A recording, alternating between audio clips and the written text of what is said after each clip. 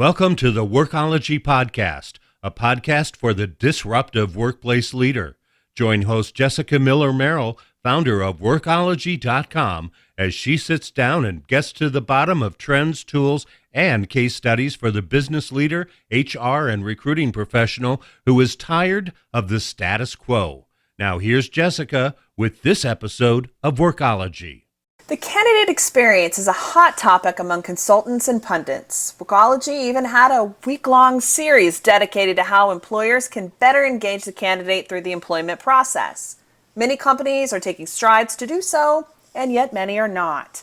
It's one of the biggest frustrations of job seekers, and yet recruiters and talent acquisition leaders, we aren't really taking steps to improve not just the candidate experience, but specifically the application process.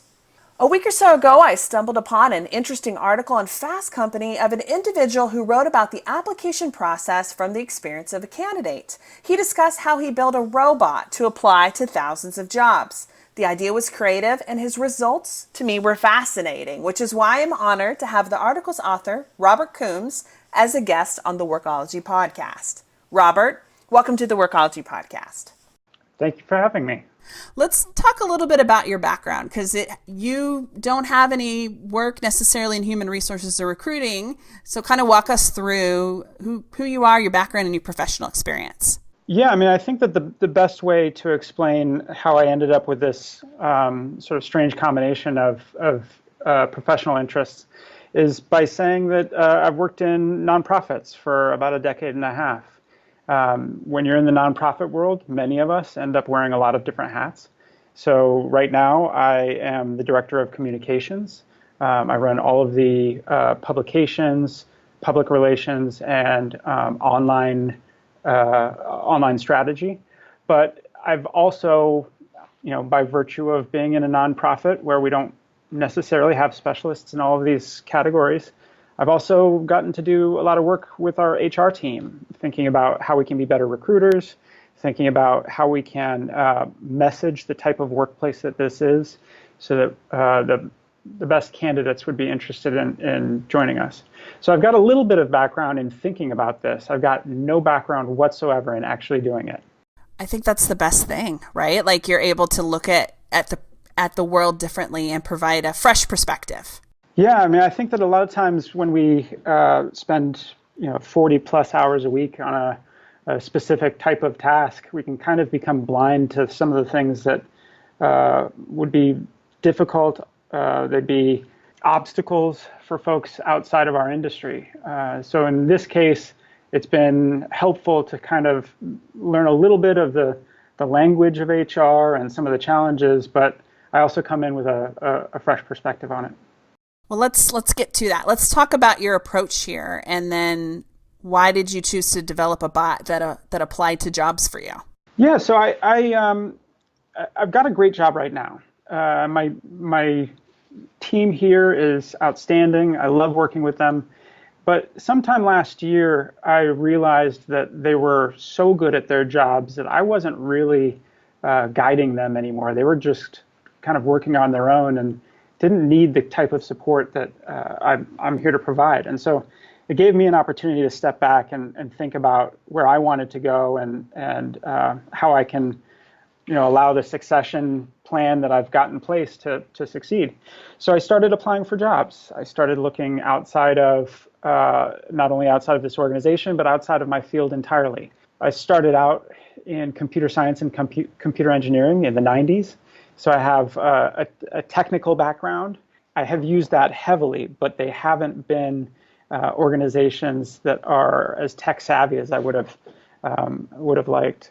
So I became interested in thinking about how I could get into an internet company, get into more technology-focused organizations. I started applying to dream jobs at places like Google and Slack and Facebook. And I noticed pretty quickly that I was just getting automated responses. It didn't really matter what kind of a job I was applying for, if it was a lateral move from my current position, or if it was a move into something that was much more junior than I'm at right now, just to get my foot in the door. The response was either radio silence or an automated response from some sort of what I was assuming was just a robot on the other end. And so I decided that if these companies are going to use robots to find me, I would try to find a way to use a robot to find them. I put together something that I very loosely call a robot, but it's really just a glorified spreadsheet with arms. And it crawls the internet for jobs that have relevant keywords and titles and companies that I'm interested in.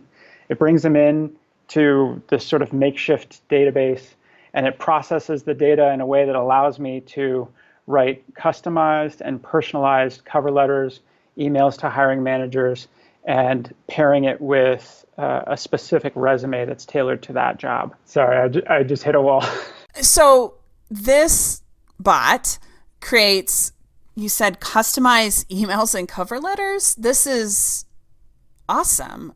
And so you put this out there, it's creating these pieces of content, sending them to recruiters and hiring managers.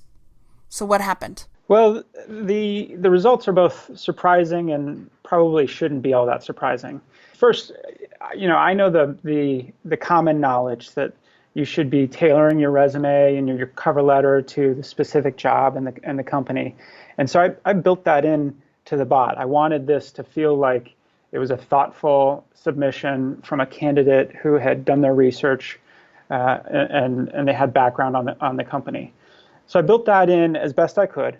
The results at first were just kind of the same. I got form responses, and for many applications, I got nothing in response. So I decided that I would use some of the skills that I have in my normal 9-to-5 and thinking about how to better target, how to better message, and trying to identify certain elements of an application that are going to work better than others. In communications and marketing, we often conduct what are called A/B tests. And that's where you have two different options. They might be slightly different from one another. And you'll send in a randomized fashion version A to one portion of your audience and version B to another portion of your audience. And whichever of the two versions works better, that's the one that you go with for the remainder of your audience. So I did some A/B testing and eventually came to realize that it really didn't matter what I was doing with the subject line or the cover letter, how I was pairing it with the resume. None of these things seemed to have a significant impact on the responses that I was getting. And so I took it a step further and I said, rather than having a subtle difference between version A and version B, I'm going to have a drastic difference. I just want to see if anyone's even reading these things. So version A of my last cover letter was just the normal cover letter. It's something that I hope someone would read and say, this sounds like an interesting candidate. And version B, beginning in the second sentence, admitted that it was being sent by a robot. The idea here is that either someone should be very excited by that kind of creativity and a disruptive approach to applying to jobs, or they should be very, very turned off. And in my case, I didn't really care which one. What I really wanted to see was a differentiation between those two versions to just prove to me that anyone's paying attention to these cover letters. And unfortunately, the results were non-existent. There was a very, very minor difference between the two cover letters. And as a result, I had to surmise that these cover letters are basically only being read if you're getting past those first few steps of the process and someone's taking the time to go back and try and get more context in a final candidate. That makes me a little sad, but I do think that HR technology isn't necessarily focused on reading the cover letter. It's more maybe focused on pulling keywords from the resume. Yeah, that's one of the things that I also became increasingly aware of. And, a lot of advice out there says that you should be stacking your resume with, the right keywords and, include only relevant successes and things like that. I think that you can only do that so far outside of your primary industry. At some point, it becomes more manipulative than it is communicative of your strengths. And so I didn't want to be dishonest in my applications. I didn't want to just stack keywords in so I could trick a robot. But at the same time, coming from a field like nonprofit and policy work that I'm in now, it's very difficult to have the job titles, the companies, the educational experience that those applicant tracking systems are trained to look for. And so I have kind of found myself in this bind where I didn't really have the network to be able to easily slide into the industry that I was interested in, but I also didn't have the keywords. So even though I think I have a pretty strong technical background, I wasn't able to get past these robots. Let's take a little bit of a reset here. This is Jessica Miller-Merrill, and you're listening to the Workology podcast. Today, we're talking about the broken state of recruiting and candidate engagement. We're hearing from a job seeker, or not necessarily a job seeker, but someone who's just interested in technology and how he used bots to be able to sort of analyze and understand the recruiting process. You can connect with Robert on Twitter at Robert1ER. Tell me about the bot development process. I know that most of our listeners are maybe toying around the idea of maybe creating a bot, or they're looking into AI tools. I recently published a list on Workology of 30 so recruiting technologies that are using AI, but I kind of want to know about yours specifically, and then maybe how it's different than some of these other tools that are out there. Sure. Well, first let me say, if your listeners are playing around with AI and thinking about chatbots and things like that, the bot that I put together is very modest in comparison. I think that it could be roughly stated as a glorified spreadsheet with arms. It really is just sort of cobbled together free and open source tools and set up in a system that allows me to gather that data, pull it in, and process it, but at a scale that I couldn't do manually. So the way that I decided to do this was really sort of thinking about how much time I was spending on cover letters and customizing them, and thinking about the modular fashion in which those things are put together. You've got your greeting, the job that you're interested in, why you're interested in it, the skills and background that you have that suggests that you'd be a really good candidate. And obviously that's different for every single job, but that's not different for every single job if you're applying for a lot of jobs that have similar features. And so for me, I was able to step back and say, well, I would answer some of these questions identically as long as it was a director of communications role, for example, or as long as it was a position in an internet company that was prioritizing my team building skills. So all of that led me to think about how I could continue to apply for these jobs, continue to do it in the way that we're told is most effective by customizing it and personalizing it. But how could I apply my sort of entrepreneurial thinking to this in a way that would allow me to scale that? And so that's why I built the bot. So I'm listening to you talk, and I read the article over on Fast Company, which we'll link to in the transcript of this podcast. But here's an idea for you. I think you didn't get a lot of response from simply a customized cover letter and then applying for the job. Have you thought about repurposing the bot maybe to pull keywords or names and email addresses of certain recruiters at those companies that you want to engage, and then sending them a customized email that says this is being sent from a bot, similarly to what you did, to see what your response rate would be? Yeah, I mean, I've thought of all sorts of different things that I could do with it. At the end of the day, there's a few things that I have to wrestle with. One, I just have to be honest with myself and say, a whole bunch of these jobs, maybe I'm not the best candidate for. So maybe that's part of the reason I'm not getting a response. On the other hand, the law of large numbers suggests that when you apply for 1,000 or 2,000 jobs, there's got to be some hiring manager out there that sees the potential in a candidate like me if they're looking. And so that's the place where the problem solving leads me to start thinking about, if I want to just send cold emails, which that's certainly one possibility.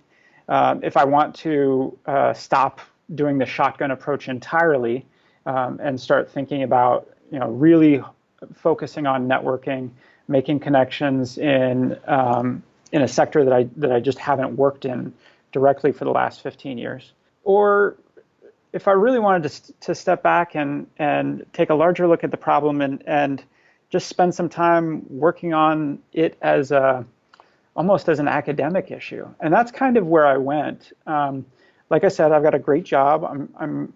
There's no urgency for me to go and find new employment. And that's certainly a blessing. It gave me the space to be able to step back and say, like, if my suspicions, if my hypothesis is true, how can I prove it? How can I really demonstrate in a straightforward way that there's a problem here? And then what could I do to help solve that? At the end of the day, I really have a great deal of respect for recruiters and hiring managers, and know that HR technology is there to solve a problem. I think the ultimate point behind my experiment is to say, not that you won't be able to find fantastic candidates using things like applicant tracking systems and algorithms and keyword search, but that there's a type of candidate that's out there that might be really, really interesting, and you're probably never going to see them. So if the kind of candidate who puts together a robot to apply for jobs uses that kind of background to find your company, if that candidate isn't showing up on the top of your list, then maybe it's time to reevaluate the system that you're using and whether or not it's pulling in the kind of creative individuals that you're interested in. So as I'm listening to you talk here, what I want to say to all the podcast listeners right now is, okay, at the end of this podcast, the first thing you need to do is go get on your desktop, grab your link to your ATS, click it in, and you need to search for Robert to see if he applied at your company. So Robert Coombs, COOMBS, search for him to see if he applied, and you need to respond. And because he is a creative guy who's looking at the world differently. Let's talk a little bit about the response from the article, because I loved it. Used data. It was very methodical but creative. And you have some charts and numbers to back up your research. How have people been responding to the article? Well, I've got a tremendous response. There's a few folks out there who've really challenged my findings and said that in the companies that they work in, every single cover letter is read, every single resume is read. But for the most part, people have said either I'm an applicant and this is totally consistent with my experience, or I work in the HR and recruiting industry and I totally agree with your findings. Now, how do we fix that? And so I've had really interesting conversations with people in the field who have either already identified this, or they've taken the findings of my project and started to apply them to their own organization and thinking about the implications for that.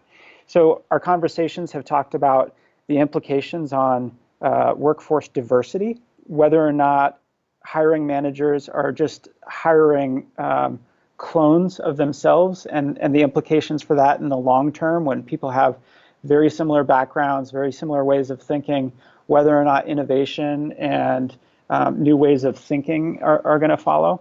But also just helping people to think about how they can test their own systems.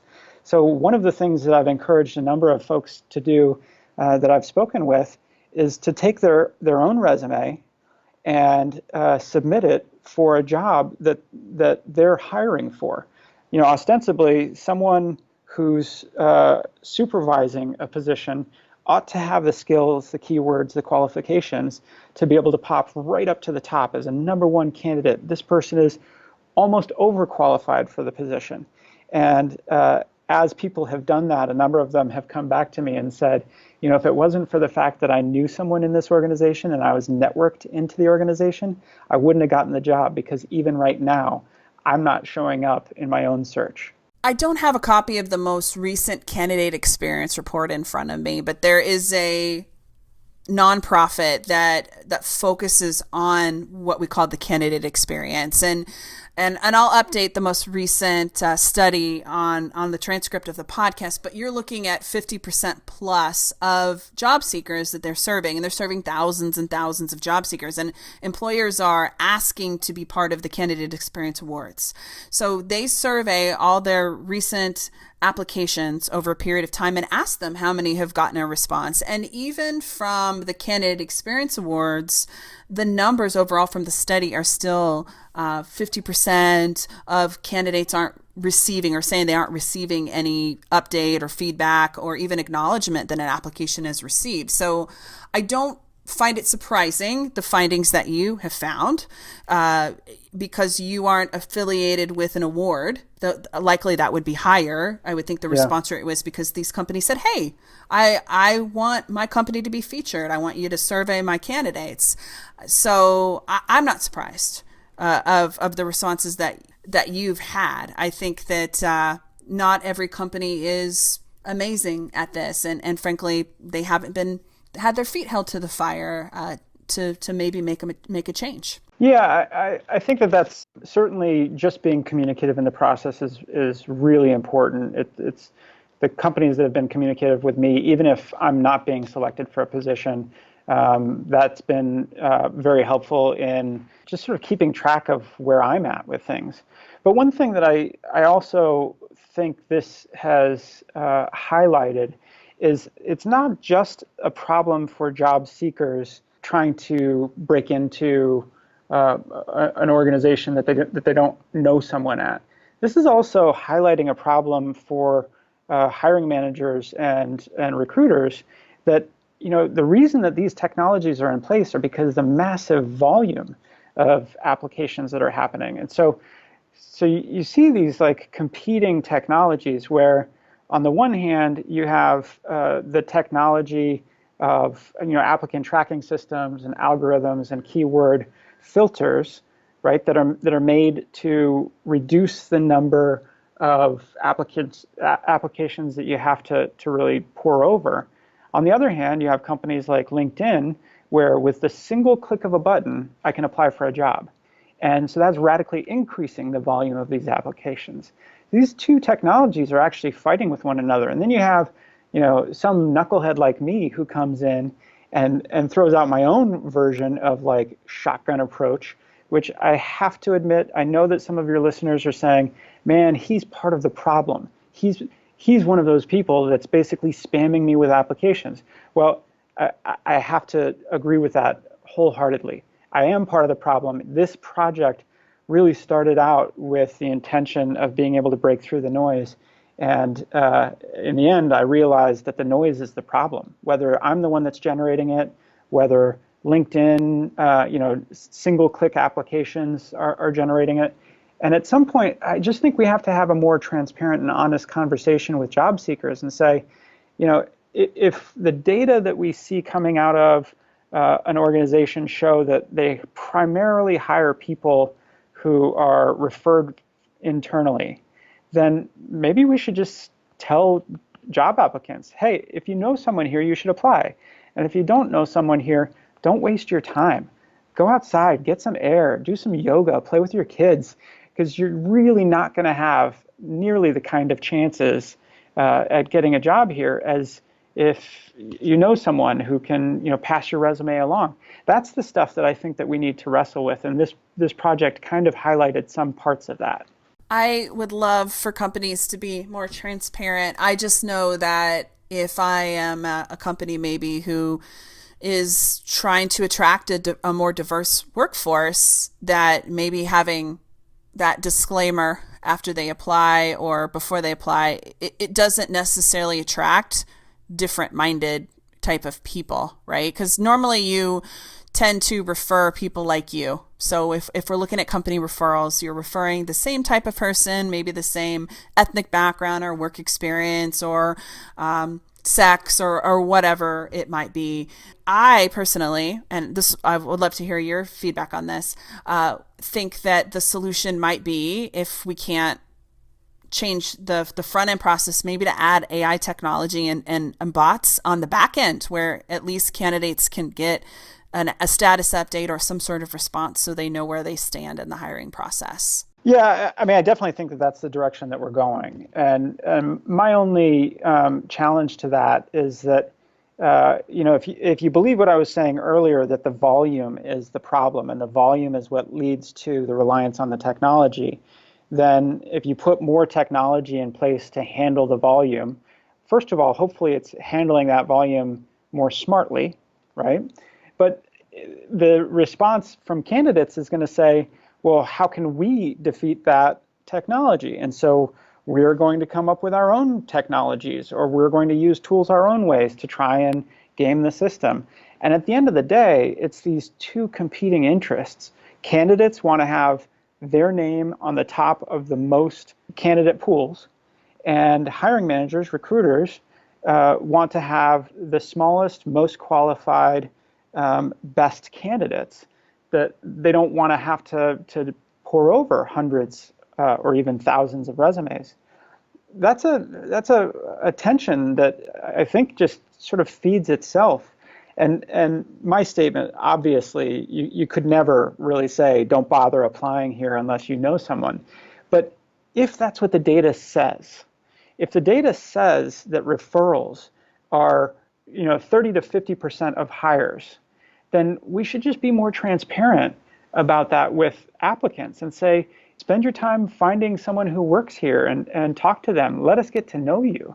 I really want to help reduce the volume for recruiters, and I really want to help applicants figure out how they can be more targeted and effective with their applications. I think that's the direction that we've got to go. I love your approach. It's different than anything I've seen, which is I love for that reason alone, but it's also creative. What else are you working on besides this? Any other projects up your sleeve? Yeah. So this has actually generated all sorts of projects in and of itself. A lot of companies are talking to me about their own products and how they can refine them. I'm considering spending significantly more time thinking about this and working with folks. I'm dedicating a couple of days a week just on this.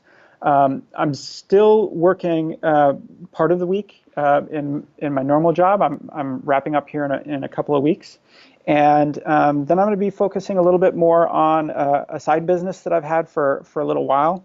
I'm a co-founder of a company that does coffee subscriptions. It's called Whitetail Coffee, and really a lot of the thinking that led to this kind of an approach comes from being an entrepreneur, being in the nonprofit world, having small businesses, because we're the kind of folks who have to be scrappy. We're the folks that have to figure out how to make something work on a shoestring.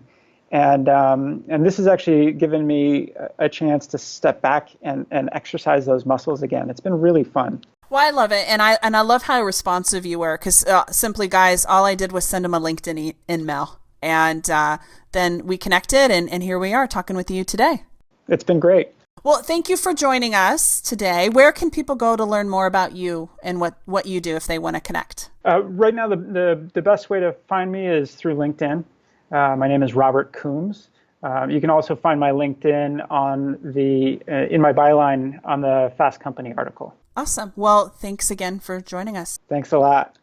I love stories like this where someone outside of HR and talent acquisition offers a different point of view. The fact is that candidates need feedback, even if it's just to tell them they didn't get the job or an update to let them know that as a company, we've put the hiring of this position on hold. They need closure. In fact, they deserve closure. And I hope this podcast interview inspires you to consider making some changes, researching, or updating your existing candidate engagement process. Thank you for joining the Workology podcast, a podcast for the disruptive workplace leader who's tired of the status quo. This is Jessica Miller-Merrill. Until next time, you can visit Workology.com to listen to all our previous podcast episodes. Have a great day. Production services for the Workology podcast with Jessica Miller-Merrill provided by TotalPicture.com.